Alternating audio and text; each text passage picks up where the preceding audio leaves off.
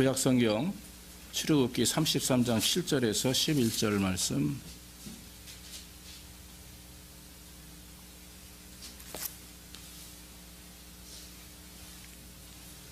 모세가 항상 장막을 취하여 진 밖에 쳐서 진과 멀리 떠나게 하고 회막이라 이름하니 여호와를 앙무하는 자는 다 진 바깥 회막으로 나아가며 모세가 회막으로 나아갈 때에는 백성이 다 일어나 자기 장막문에 서서 모세가 회막에 들어가기까지 바라보며 모세가 회막에 들어갈 때 구름 기둥이 내려 회막문에 서며 여호와께서 모세와 말씀하시니 모든 백성이 회막문에 구름 기둥이 섰음을 보고 다 일어나 각기 장막에 서서 경배하며 사람이 그 친구와 이야기함 같이 여호와께서는 모세와 대면하여 말씀하시며 모세는 진으로 돌아오나 그 수종자 눈의 아들 청년 여호수아는 회막을 떠나지 아니하니라.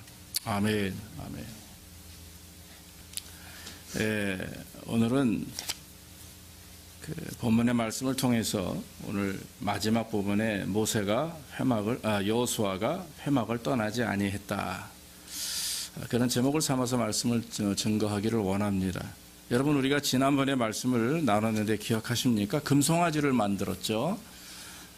모세가 40일 동안 시내산에서 하나님과 대면하여 십계명 돌판을 이제 받아가지고 내려오기까지 좀 긴 시간이 흘렀습니다. 그러자 백성들이 이제 우왕좌왕하기 시작을 하고 이제 불안에 떨었죠. 그러면서 아론에게 우리를 위하여 우리를 인도할 신을 만들자, 그렇게 했습니다. 그래서 아론이 금으로 만든 귀고리, 먼저 금덩이들을 모아가지고 그걸 녹여서 송아지 형상을 만들어서, 그리고 나서는 거기서 제사를 드리고 번제를 드리고 정말 먹고 마시며 뛰놀면서 춤을 추었다, 이렇게 했습니다. 그 결과가 어떻습니까? 32장 20절에 보면은 모세가 이제 돌판을 받아 가지고 그리고 내려오는 중에 그걸 봤어요. 그랬더니 정말 대노했습니다. 성경에 대노했다고 그랬어요. 화가 나서 그 십계명 돌판을 산 아래로 던져버렸습니다. 자, 그건 뭐냐? 모세가 분노해서 던졌다. 모세 분노했기 때문에 잘못도 있지만 그것은 사실 영적으로 표현하면 하나님과의 언약, 하나님이 계명에 뭐라고 말씀하셨어요? 우상 숭배하지 말라, 십계명 돌판 기억나시죠? 그런 말씀들을 하셨어요. 그런데 그 얘기는 이걸 잘 지킬 때 내가 너희를 축복할 것이다, 너희의 하나님이 될 것이다 라고 하는 하나님과 백성과의 언약인데, 약속인데 이게 깨어져 버렸어요. 그러니까 그것이 파괴됐습니다. 언약이 파괴됐다라고 하는 것은 엄청난 그런 큰 문제죠. 이제 이 사람들이 하나님의 은혜와 보호하심 속에 살 수 없다라고 하는 것을 말하는 거기 때문에, 하나님의 백성으로 인정하지 않겠다라고 하는 의미이기 때문에 굉장히 심각한 문제죠. 그리고 또 한 가지는 하나님께서 레위 지파 사람들에게 손에 칼을 들게 해서 그 같은 동족, 즉 그 당시에 지도자들이나 또 그런 어떤 열심을 다했던 사람들, 즉 우상을, 송아지를 만들려고 했던 사람들 3,000명을 다 죽게, 즉 살해했어요. 죽여버렸다라는 것이죠. 참 심각한 문제입니다. 이 금송아지 사건은 굉장한 범죄고 이스라엘 백성들에게 있어서는 정말 씻을 수 없는 그런 죄악입니다. 그러나 보통 사람 같으면 그렇겠어요. 그러나 하나님이시니까 끝까지 그들을 사랑하시고 이스라엘을 인도하시는데, 이스라엘의 죄악에도 불구하고 하나님께서는 모세와 지금 교제를 하시는 겁니다. 하나님께서 이스라엘 백성들을 사랑하사 모세에게 회막을 만들게 하시고, 그리고 회막으로 나오게 하셔서 거기에서 이제 하나님이 이제 회막으로 나오는 자들, 그 사람들을 하나님이 만나시겠다 하는 거였거든요. 그러니까 이 임재 통로를 열어 놓으셨는데, 하나님의 임재의 통로를 열어 놓으신 것이, 그것이 바로 회막이라고 하는 것입니다. 이 회막은 이스라엘이 성막을 만들기 직전에 임시로 만든 그런 예배처소, 장막입니다. 그래서 이 회막은 이스라엘이 거하는 진에서 조금 멀리 떨어져 있습니다. 그래서 오늘 본문에도 보면 모세가 회막을 향해서 나아가니까 이스라엘 백성들이 다 문 밖으로 나와가지고 그것을 계속 지켜보고 있죠. 회막에 도착할 때 구름 기둥이 회막을 덮습니다. 그때 이스라엘 백성들이 하나님의 임재하심을 보고 그리고 나서는 다 장막문 자기 문 앞에서 엎드려 경배합니다. 그와 같이 지금은 멀리 떨어져 계신 하나님이에요. 가까이 갈 수 없습니다. 멀리 떨어져 있고 오직 하나님께 가까이 가는 모세만 바라보고 있을 뿐이었죠. 모세는 항상 하나님을 만날 때마다 회막으로 들어갑니다. 그래서 회막에 들어가서 하나님의 임재를 경험하고 하나님과 교제합니다. 대화합니다. 그래서 구름 기둥으로 역사하신 하나님과 모세는 지금 대화하는데 11절 말씀에 보니까 뭐라고 그래요? 사람이 그 친구와 이야기함 같이 여호와께서 모세와 대면하여 말씀하셨다 그랬어요. 하나님과 모세가 얘기하는 게 이렇게 모습이 정말 친구끼리 만나서 얘기하는 것처럼 그렇게 친근감이 있고 보기에 좋았다 하는 것입니다. 그런데 마지막 절에 보면 여호수아가 모세와 동행한 것으로 보이죠. 왜냐하면 시종이었기 때문에, 몸종이었기 때문에 그래요. 그래서 모세 옆에 항상 붙어 다니는 사람이 여호수아였습니다. 전령 같은 사람이죠. 그러니까 모세가 그렇게 하나님을 만날 때 이 여호수아는 그 옆에 서지는 않겠죠. 회막문 입구에 섰겠죠. 거기서 모세의 모습을 바라보며 마음속에 항상 꿈을 가지고 있었다라고 하는 것이죠. 그래서 오늘 여러분 제가 여러분들에게 드릴 말씀은 여호수아가 회막을 떠나지 아니했다. 그 말 안에 어떤 의미가 있는지를 우리는 나누기를 원합니다. 여러분 여호수아는 아시다시피 모세의 충성된 종이었습니다.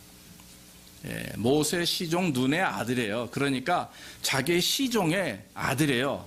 자기를 도왔던 종의 그 아들. 그러니까 사실은 일반적으로 보통 우리가 생각할 때 옛날에 노예이지 않습니까? 종이지 않습니까? 대감 옆에 종이 있는데 그 종의 아들이면 거들떠보지도 않죠. 같은 앞마당을 같이 걷지도 않습니다. 대감이 가면 뒤에 서서 가만히 숨죽이고 있어야만 되는 그런 상황입니다. 그럼에도 불구하고 하나님께서는 여호수아를 선택하셨어요. 거기 여러분 나중에 제가 말씀을 읽어드릴 텐데 이와 같이 이 여호수아는 하나님을 섬기며 나아가 이 모세를 섬겼던 그리고 모세의 종으로서 역할을 다했던 그런 사람입니다. 여호수아는 회막이 어떤 것인지 잘 알고 있었고 그리고 회막 안에서 하나님과 만나는 모세를 보면서 마음의 소원을 가졌죠. 회막은 하나님이 임재하신다고 그랬죠. 그리고 하나님과 모세와 이야기하듯이 회막은 하나님께서 사람을 만나는 곳이 회막이라고 하는 것입니다.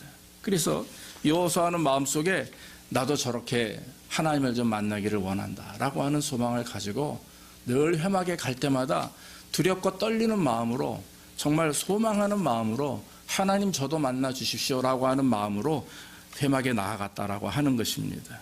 그렇기 때문에 이 여호수아는 회막을 떠날 수가 없어요. 모세는 지금 하나님과 대화가 다 끝난 다음에 집으로 자기 장막으로 잠을 자러 가야 되는 거 아닙니까? 감에도 불구하고 그러면 당연히 여호수아는 모세를 따라가야죠.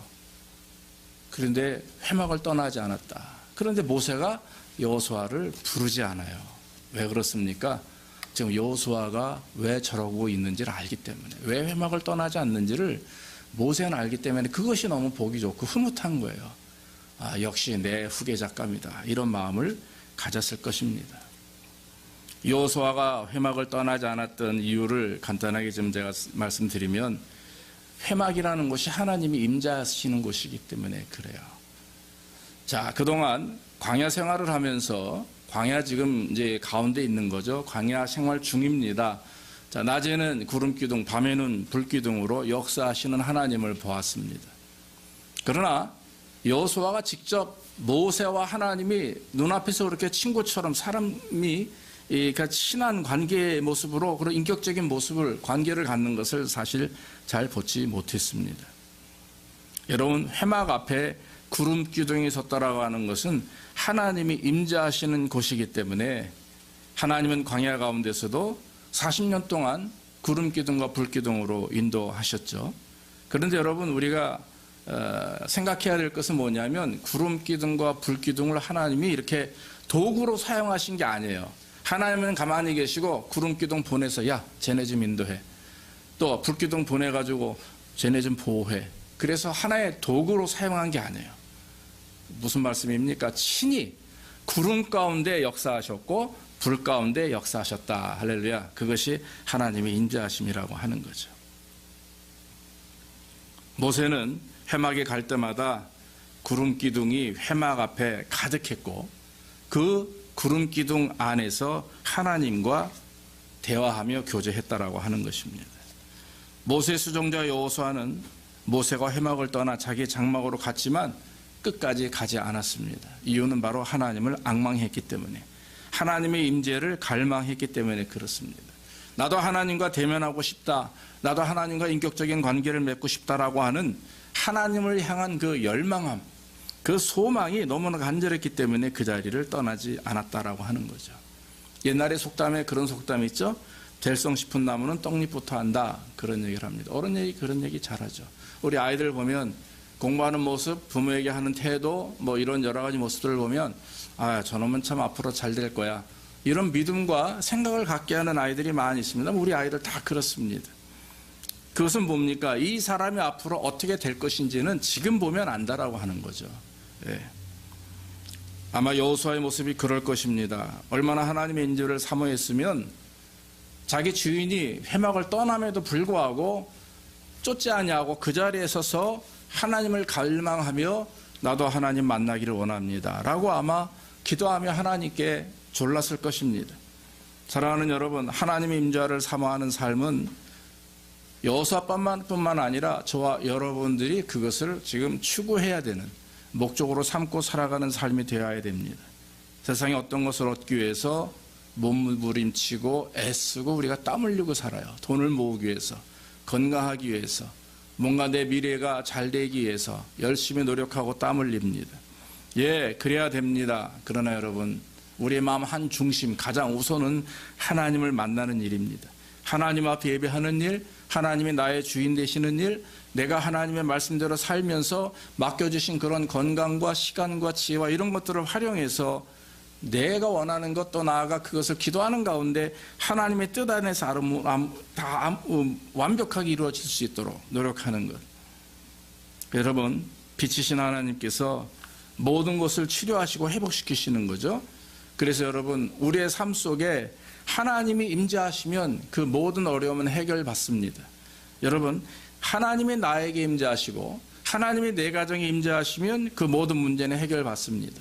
그것이 우리에게 있어서 가장 중요한 부분이죠. 그래서 여러분, 우리가 하나님의 임재를 사모하는 것은 교회에 하나님의 임재를 사모하는 것 당연하죠. 그러나 그 전에 우리의 가정에, 특히 내 영혼 속에, 내 마음에 하나님이 임재하셔서 하나님을 의지하고 하나님께 영광을 돌릴 때 우리는 하나님이 기뻐하는 하나님의 사람으로 살 수가 있다라고 하는 거죠. 우리가 인생을 살다 보면 흔들리는 일이 얼마나 많은지 몰라요. 감정이 흔들리고 내 생각이 흔들리고 내 의지가 흔들립니다. 그래서 내가 기도했던 것, 내가 원했던 것, 내가 소원했던 것이 하루아침에 묵살되고 다 잃어버리는 듯한 허망함 속에 살 수가 있습니다. 그 이유가 무엇입니까?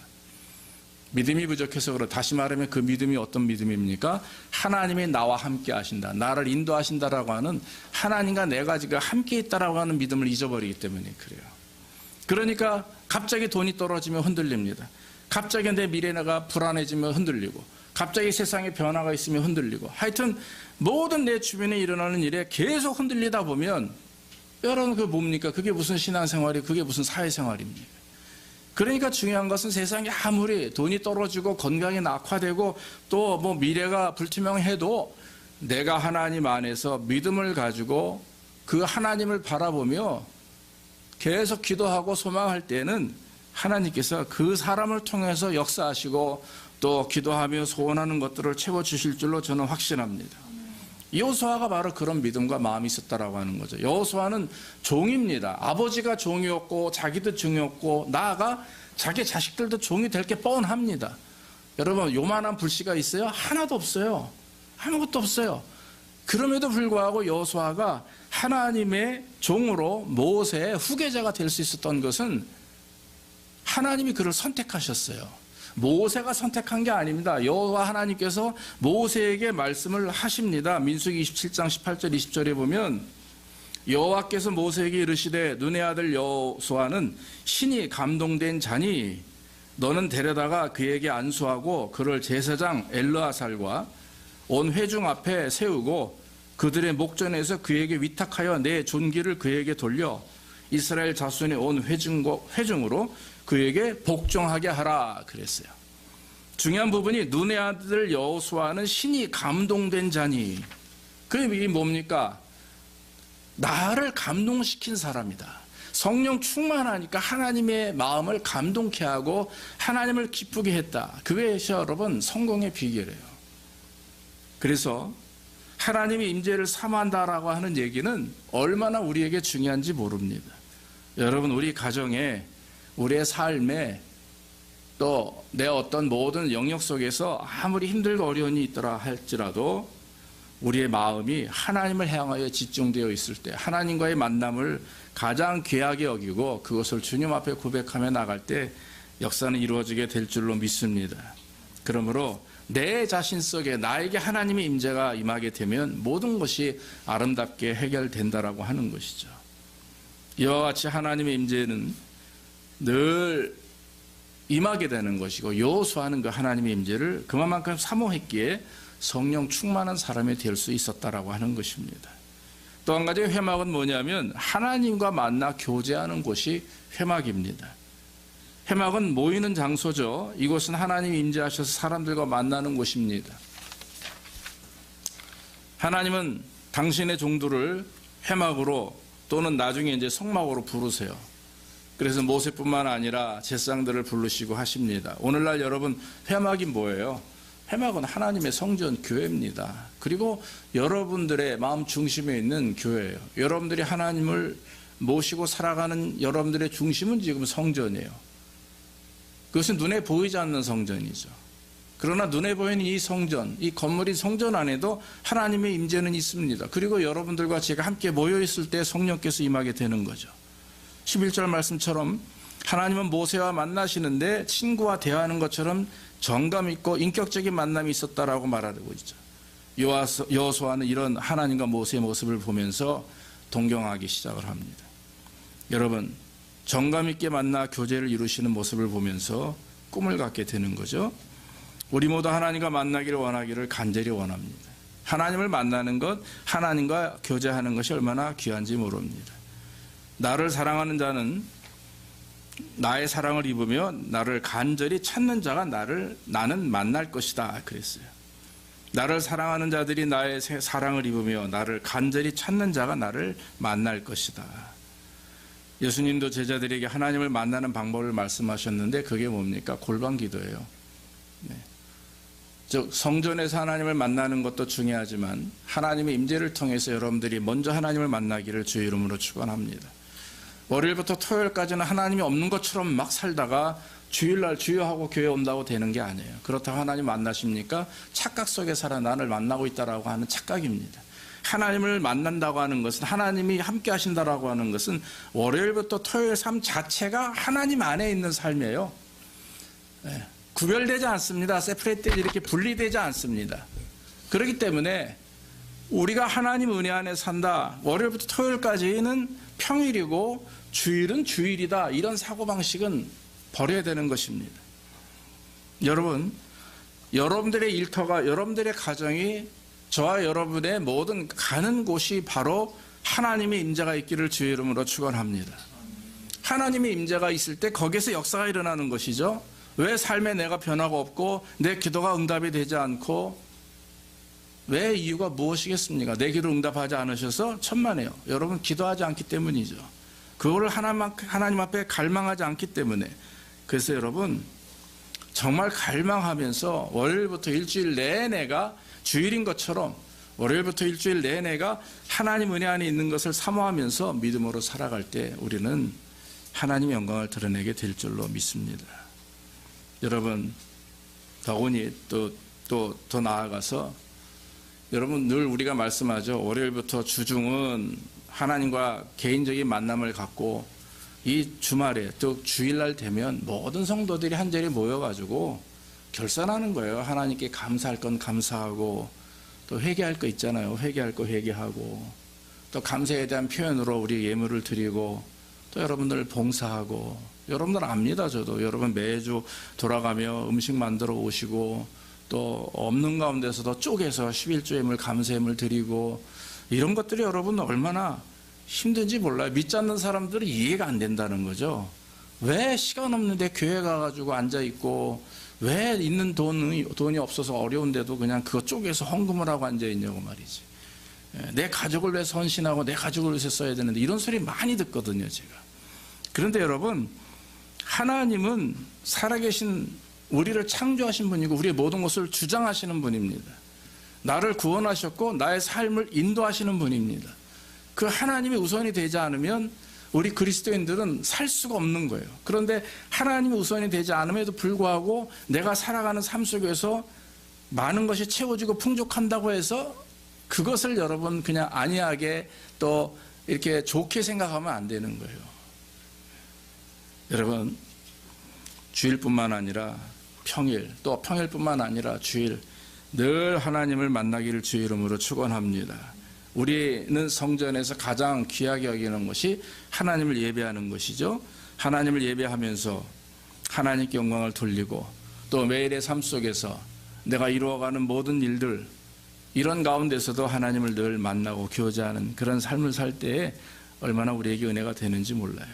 여러분, 우리가 사람을 만나죠. 누구를 만나든지 가장 우선순위를 하나님을 만나는 시간을 가져야 됩니다. 그래서 여러분, 저는 전 세계에 새벽 예배 있는 교회가 제가 알기로는 처음이 아마 한국이라고 생각이 됩니다. 예전에 제가 이제 신학교 때나 이럴 때 지금은 뭐 미국 사람들도 한국 교회는 새벽마다 예배 드린다는 걸 알아요. 제가 노예에 가서 미국 분들하고 목사님들하고 얘기하다 보면 그 목사님들은 일주일에 딱 2번 설교합니다. 수요일이나 주일. 그렇기 때문에 2번 설교하는데도 그들은 그 삶 자체를 그냥 헌신하면서 준비를 하죠. 그런데 한국 교회는 어때요? 새벽 예배, 금요 예배, 수요 예배, 주일 예배 이러다 보면 기본적으로 10번이에요. 그러니까 이 미국 목사님들이 이해를 못합니다. 어떻게 네가 10번을 설교하는지. 그것도 다 다르게. 한편으로 이게 긍정적이지만 사실 부정적인 부분이 많아요. 그러니까 고갈되죠. 고갈되고 습관화되고. 그래서 굉장히 힘든 이것도 어떻게 보면 노동입니다. 설교도. 여러분들이 생각할 때 우리는 노동이. 그러나 저는 사명이기 때문에 그것을 위해서 노력을 하지만 그러나 여러분 이 하나님과의 만남이 없으면 그래서 안 되는 거예요. 그래서 새벽에 예배를 드리지 않으면 새벽에 와서 기도하지 않으면 이것이 될 수가 없는 거예요. 여러분, 여러분들이 새벽이든 저녁이든 뭐 어떤 하루에 하루 한 번 적어도 시간을 정해서 하나님을 만나기를 주의 이름으로 축원합니다. 그래서 새벽에 뭐 기도를 하시든 교회 올 수 없으면 여러분들이 낮에 시간을 정해서 기도하는 시간을 갖든 성경 읽는 시간을 갖든 적어도 하루에 30분 이상을 하나님과 대면에 만나는 시간을 한번 가지십시오. 제가 개런티합니다. 한 달 안에 뭔가 변화될 것입니다. 내가 변화되든 가정이 변화되든 우리의 자녀가 변화되든 뭔가 하나님의 은혜 안에서 그 안에서 빛이 조금씩 우리에게 임하게 될 줄로 믿습니다. 그런 어둠이 밝아지며 모든 것들이 하나님 은혜 안에서 변화될 줄로 믿습니다. 그러므로 여러분, 누구를 만나느냐, 나에게 사업에 중요한 사람을 만나는 것도 중요하고 내가 사랑하는 친한 친구를 만나는 것도 중요하지만 매일에 한 번, 매일 30분 이상은 여러분들이 하나님을 만나는 시간을 갖기를 간절히 소망합니다. 마지막으로 회막은 하나님을 섬기기 위해 있는 곳입니다. 바로 성전은 여러분 우리가 하나님께 섬기며 봉사하는 곳입니다. 회막이나 성막에서 일하는 사람들은 그 당시 레위지파 사람들이었죠. 그런데 여러분 여호수아는 레위지파 사람도 아닙니다. 그럼에도 불구하고 모세는 여호수아와 같이 함께 동행합니다. 여호수아는 회막에서 하나님을 섬기며 봉사하는 것을 기뻐했습니다. 하나님을 갈망했기 때문에, 하나님을 사랑했기 때문에 그는 열심히 하나님을 순종했고 하나님의 말씀에 따라서 살았던 사람이죠. 그러다 보니까 하나님의 신이 감동된 자였다라고 하는 거죠. 여러분, 레위지파, 다시 말하면 선택된 하나님의 어떤 제사장이 아론의 이제 지파, 그 제사장 여러 가지 레위 지파가 있지만 레위 지파 안에도 아론의 후손들만 이제 제사장이 되었는데 이렇게 이 계보에 따라서 움직이다 보면 한 가지 문제가 뭐냐면 이렇게 유스트돼요. 습관화되는 거죠. 그래서 모태 신앙의 문제가 뭐냐면은 저도 모태 신앙이거든요. 뭐 부모님, 또 할아버지 다 이제 기독교인이었는데 모태 신앙의 문제는 그냥 젖어 있는 겁니다. 젖어 있는 거. 이거 안 하면 안 돼. 그러니까 정말 열심으로 믿음으로 이런 어떤 뭔가 변화된 이런 모습이 아니라, 그래서 여러분 신학교에 가보면 저같이 모태 신앙자들이 반 정도 되고 반은 나중에 예수 믿은 사람이에요. 지금 제가 교제하는 목사님들 보면 뭐 법관 출신, 박사 출신, 교수 출신의 목사님들이 갑자기 목사님이 됐어요. 그전에는 안 그랬어요.